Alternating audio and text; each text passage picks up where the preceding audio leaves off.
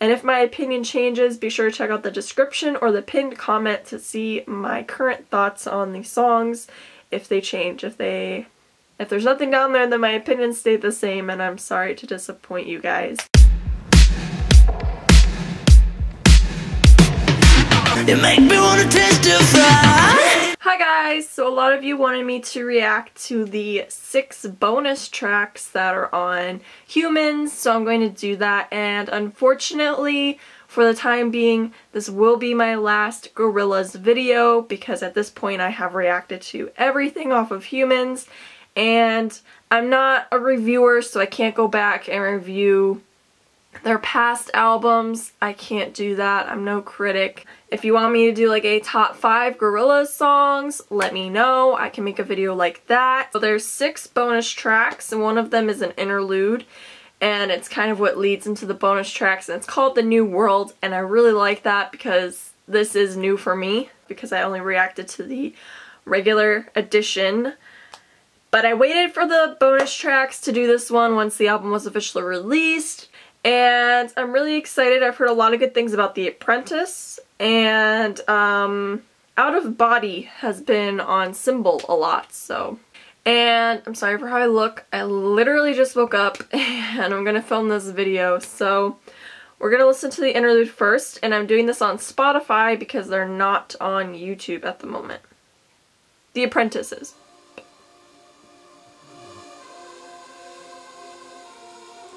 This is also the longest interlude. I hope this isn't the entire thing.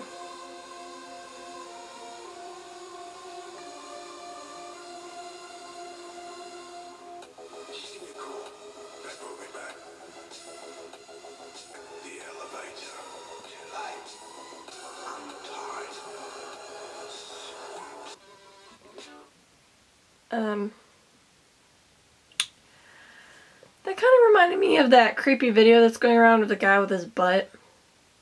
And it's like the claymation. Went with the title. And I don't really think it transitioned into the next song, but we'll see. We'll listen to The Apprentice. I already heard some little laughing at the beginning, so I'm excited for this one.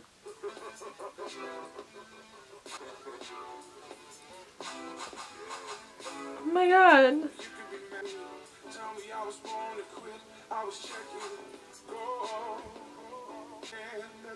Oh my gosh! This also features 3 artists. And then there's another one that features 3 artists in the bonus, which I don't think any of the past songs featured 3, it was just 1 or 2. Oh, I love that beat. A little like... I don't know what that was, but... I believe... Yeah, this is a girl. And her voice is flowing so well with the little like screeches in the beat. Like it's blending so amazingly. Oh, they're all together! I kinda wish 2D had more in it. I like that. That was cool. I love this part so much. They're all together.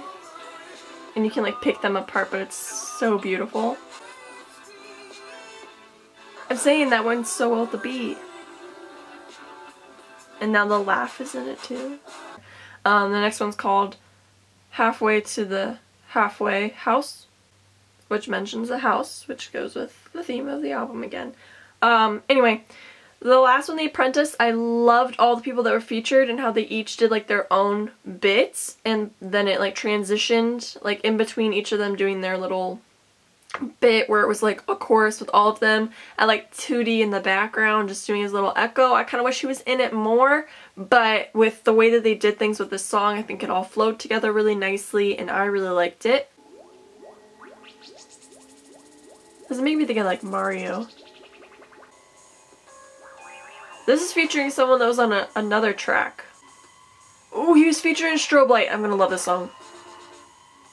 I love this guy's voice. I'm definitely gonna look into this guy after this because I love his voice. Yeah. Oh my gosh. Yes, I really like that part. I'm trying to really... I like that. We're gonna talk about that song for a little bit. That might be one of my least favorite songs. And the reason why I'm gonna say that is because the artist that is singing, his name is Pevin Everett, if I'm saying that right. I felt that the background beat did not go with the way his voice was going, like in Strobe Light. I felt like they were competing with each other. I liked when the chorusy parts came in and everything was trying to flow, but around like the 2:50 mark, I believe, or like the 3-minute mark, it switched up and the beat sounded like it would go with the vocals so well, so I thought that they were going to conclude it that way, but then they faded out and went back to the same beat when he started singing again. That's just my first reaction. Maybe when I listen to it with like earbuds in, it'll be a different experience. But, because I know like first reactions, like some people are like, oh, I love the song, and then like the next time I hear it, they're like, oh, I hate the song. I'm kind of disappointed in that one, especially knowing what that artist can bring from Strobe Light. The background beat I think is what killed it for me. We're gonna listen to Out of Body, which is featuring Zebra Cats again. And Kilo Kish, I believe, was on a previous song too.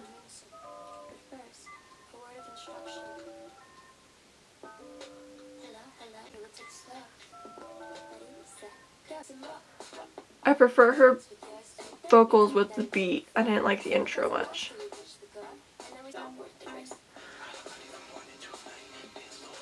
I am so confused as to what the hell she's talking about. Like, is she trying to be like Hannah Montana with the zigzag? Her voice is reminding me of something from Alice Madness Returns, if you guys have ever played that video game. Come on, Zebra. Bring it back. Save the song. This just sounds like a cluster.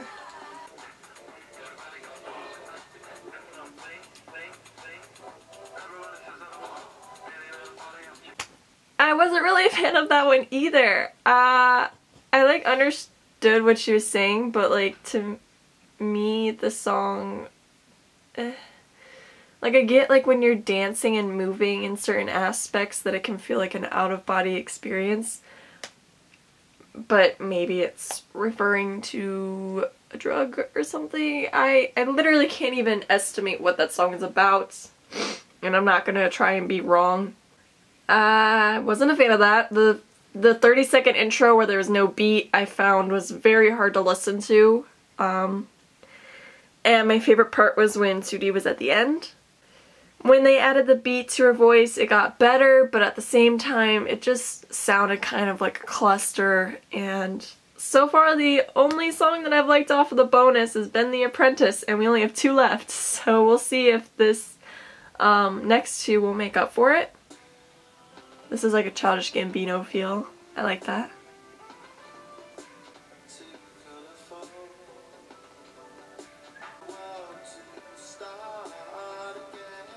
Put it in your corpse.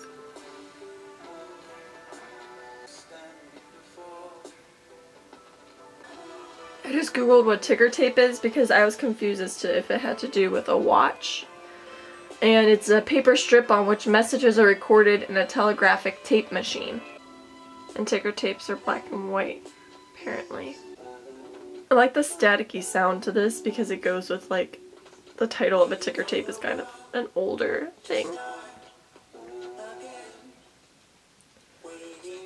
Is this supposed to be like resembling being stuck in the past? Or are they saying that they don't like what life on Earth is like now? Is it one of those messages? Okay, that makes a lot of sense. I was kind of close on the meaning of this song. Alright, we're gonna pause this and talk about it for a minute. Well, I mean, it was over. So sometimes when I'm a little bit lost, I go to Genius lyrics, and they kind of put a little description on what somebody thinks that the song means, and this does make a lot of sense. It says it's about the progress of humanity that sometimes reaches dizzying speeds. So ticker tape, something from the past, and then they're saying when is the new world, and it says, however, how often we do recess the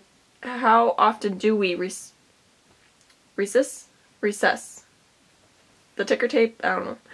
Maybe we often need to ask ourselves questions of how fast we're going and if we're going in the right direction, and then it ends with #Trump.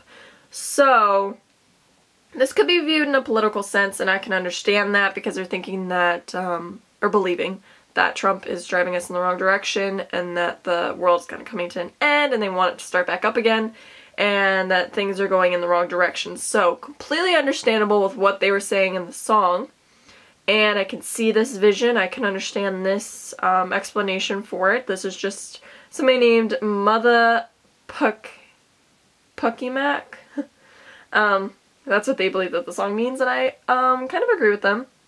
I can understand it, but I kind of liked that they went to something like ticker tape as the title of the track, and like kind of led that, because that's what drew me into figuring out what that meant, and then to look up the meaning of the song. So I really liked that song. I liked all the people featured in it, and I liked that 2D was in it a lot. So good job with that one. You guys brought it back. The last song is called Circle of Friends. The song will be played after the ad. Oh, I paused it. Okay. The only thing that works for you better than a Samsung Galaxy S8 is 2 of them from Sprint. But to make it work even better on radio, I'm going to read it with helium. The only thing better than a Samsung Galaxy S8 is 2 of them, and right now with Sprint you can lease 2 for the... 2 invoices, coverage and offer not everywhere, restrictions apply. The song's only 2 minutes long.